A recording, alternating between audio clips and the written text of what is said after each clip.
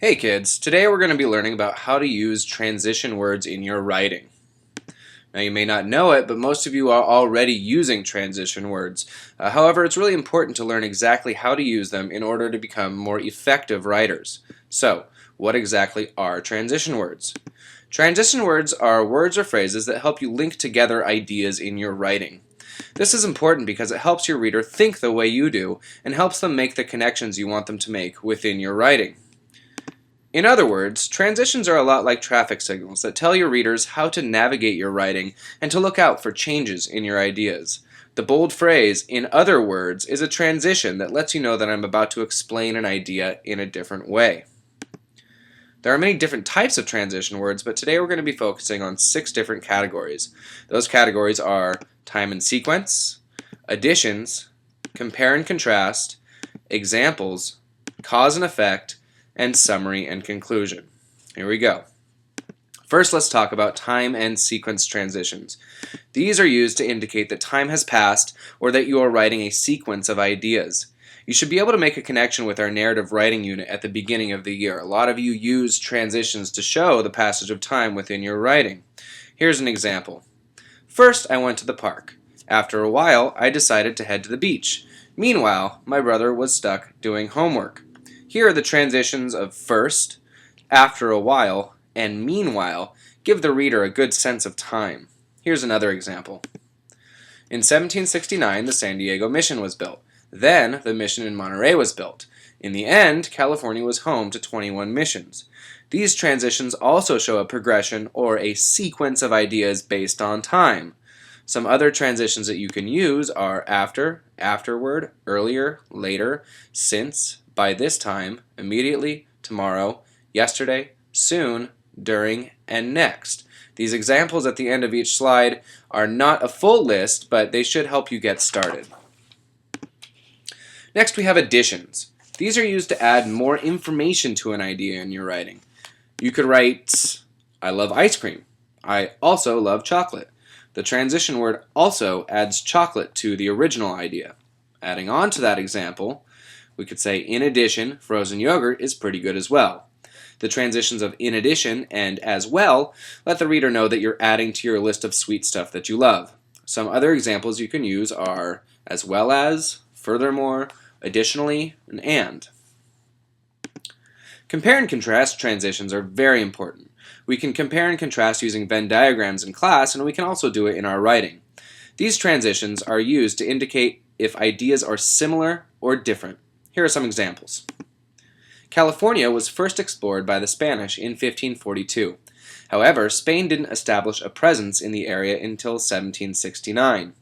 The word "however" tells the reader that the first idea is different, or in contrast to the first idea.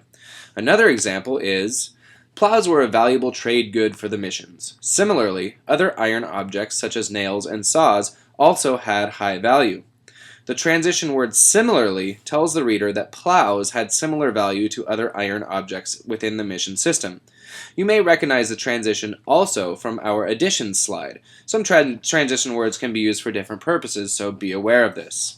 Some other transitions you can use are although, but, nevertheless, yet, instead, likewise, in comparison, and even so.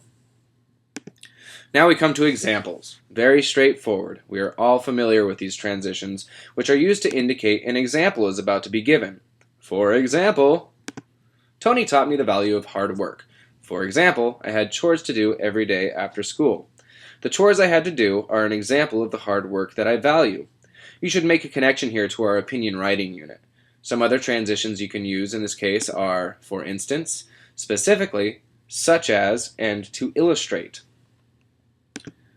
Cause and effect transitions are used to show, well, cause and effect. We could write, "Because the Native Americans were often viewed as uncivilized, they were often mistreated in the mission system. Consequently, there were many revolts during the early mission period." The word "because" shows a cause and effect relationship between the European views of Native Americans and how they were treated. Furthermore, using the transition "consequently" adds yet another effect to this chain. In narrative writing, we may write, "Since I went to bed early, I woke up feeling refreshed." The word since tells our readers that something will happen because of our first idea, which was going to bed early. Some other transitions that you can use are due to, for, therefore, because of, and so. Finally, we come to summary and conclusion. Now you can use these transitions at the end of paragraphs or at the end of your writing, especially your essays when it comes to writing your conclusion. For example, the sentence "in conclusion" using transition words is an important part of the writing process.